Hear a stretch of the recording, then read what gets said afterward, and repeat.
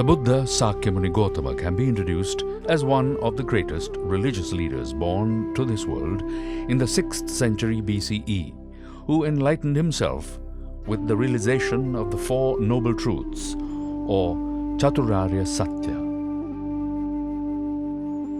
He gifted mankind with a philosophy that guided the path of understanding suffering, the cause of suffering, the cessation of suffering, and the path to end suffering, to be rid of the ever-recurring cycle of births and deaths, and to attain Nibbana.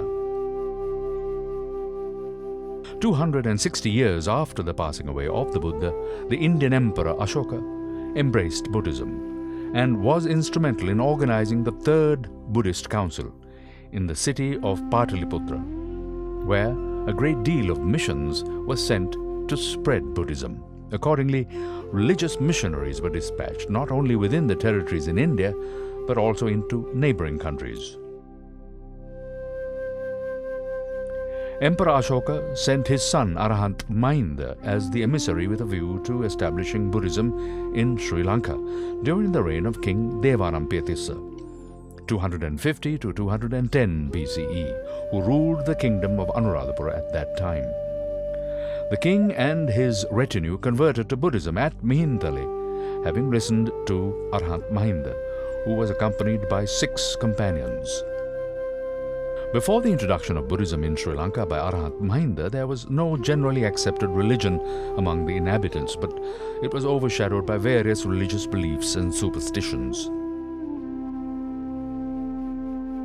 In these circumstances, the first Buddhist missionaries were able to inculcate the basics of Buddhism together with its spiritual and temporal ideology among its inhabitants. This action laid the foundation to the growth of a long-standing and enduring civilization in this island. Thus, Mihintale, to the north of Anuradhapura, became the cradle of Buddhist civilization.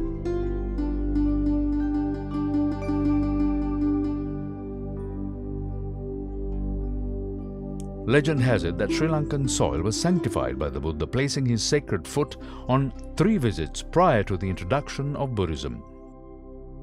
At all 3 visits, the Buddha stayed in 16 sacred places commonly referred to as Solasmasthana, venerated by an innumerable number of Buddhist devotees in Sri Lanka.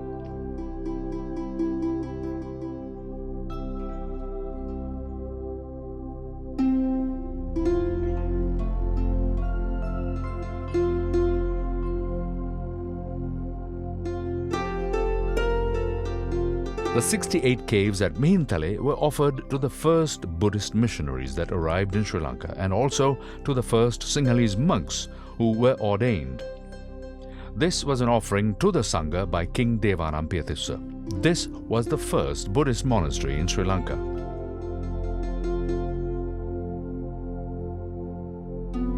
When Buddhism was established in the island, King Devanampiyatissa erected the first stupa called Tuparame, enshrining the right collarbone of the Buddha for veneration by pilgrims.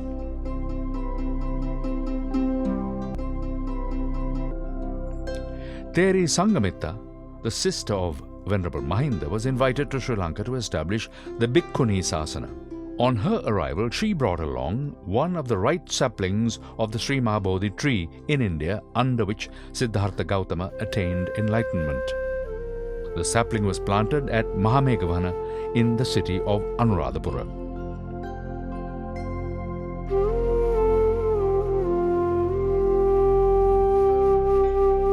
The Jayashree Mahabodhi in Anuradhapura has existed for over 2,200 years, being the oldest living tree with an unbroken recorded history in the world. It is still venerated by millions of Buddhists and other devotees.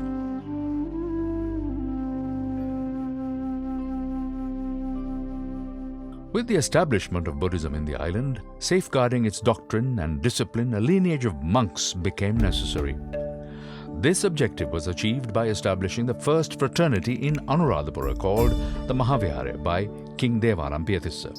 Over the ages, it became the center of the Theravada tradition.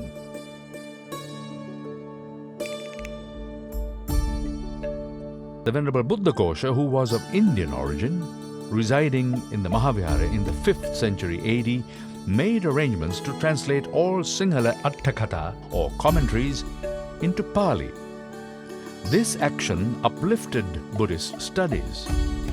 He also wrote a Buddhist treatise called Visuddhimagga, condensing the Buddhist doctrine in relation to the path of achieving Buddhist liberation. This work is considered a landmark in the history of Buddhism in Sri Lanka.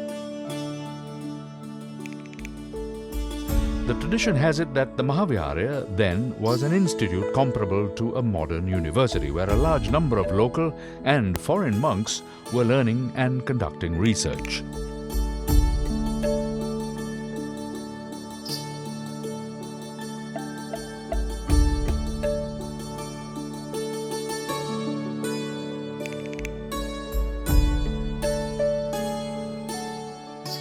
King Dutugamanu ascended the throne at Anuradhapura in the 2nd century BC. He constructed the Ruwanvelisaya or the Ratnamali stupa, enshrining the highest number of sacred relics of the Buddha in the world. This magnificent edifice exhibits the excellence of the skills of construction and engineering of the Sinhalese. Due to the stature and size of this edifice, it is also called the Mahastupa or Great Stupa.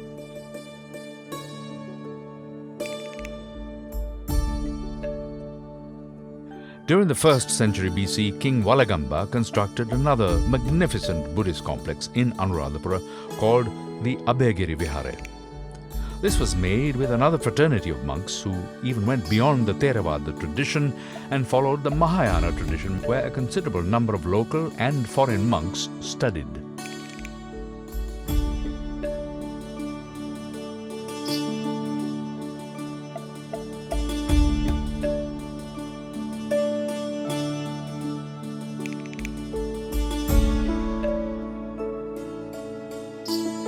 The world-famous Samadhi Buddha statue in Mahamevna Royal Park in Anuradhapura is considered a unique creation depicting the Buddha's enlightenment after deep meditation.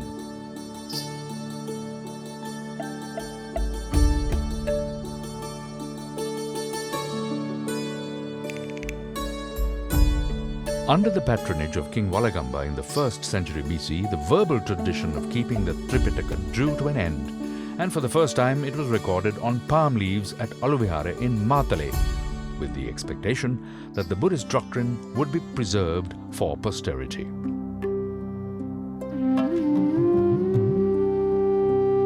King Mahasen ascended to the throne in Anuradhapura in the 3rd century AD and constructed the Jetavana Vihara.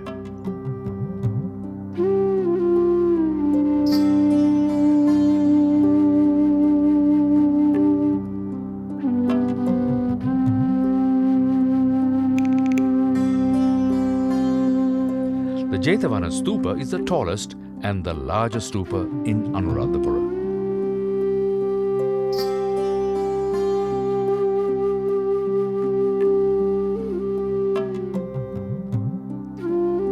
The Atamasthana, or 8 sacred places, are the main sites in the sacred city of Anuradhapura, namely Tuparame, Sri Mahabodhya, Ruwanvelisaya, Lohaprasada or the Brazen Palace, Mirisavatya, Abhayagiriya, Lankarame and Jetavanarame. In the 4th century AD, Prince Danta and Princess Hemamala from the state of Kalinga in India brought the left tooth relic of the Buddha to Sri Lanka. Subsequently, it became the symbol of royalty among the Sinhalese lineage of kings, and it was kept at various capitals in Lanka. And the tooth relic now resides in Kandy, the last kingdom. It is venerated by many devotees to date.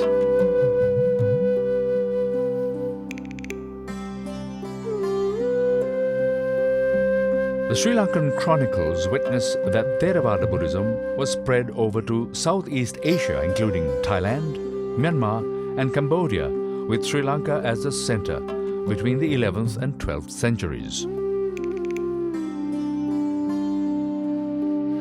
Since the advent of Buddhism during the Anuradhapura period, almost all kings and rulers of the Sinhalese dynasty, along with the monks and the Buddhist leaders, safeguarded Buddhism by successfully suppressing various foreign invasions for over 2,300 years.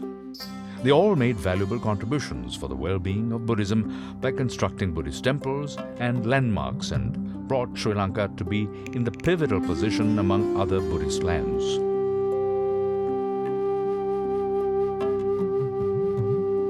The Buddhist philosophy that was gifted to the world by Gautama Buddha subsequently divided into several denominations, including Theravada, Mahayana, Vajrayana, and Zen. Later, these schools of Buddhism were spread across the world, but each took different forms depending on the country's cultural, environmental, and social aspects, giving a unique insight to the religion but leaving the crux of the Buddha's teachings intact.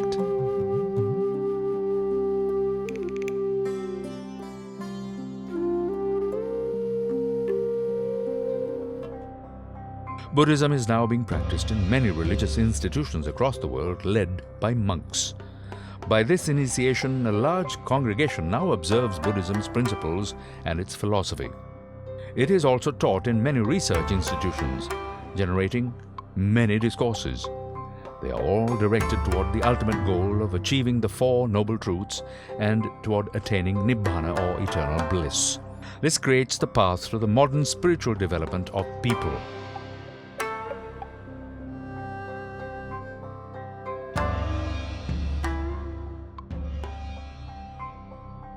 Buddhism provides the best solution to various confrontations and unrest that exist within nations and groups in the modern world. It is a religion and simultaneously a philosophy that advocates the best solutions for social justice in general and world peace in particular. The responsibility to achieve the goal of such a great religion is given out to the monks who have sacrificed their lives to inculcate the values and teachings of the Buddha for the betterment of people. It is with their leadership that people are taught the reality and truth of life until they understand that they need to let go of all attachments.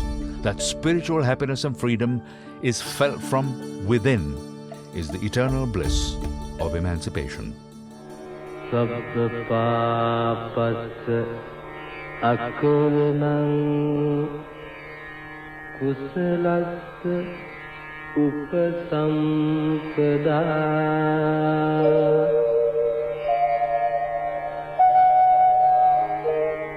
sacitta panyodapanam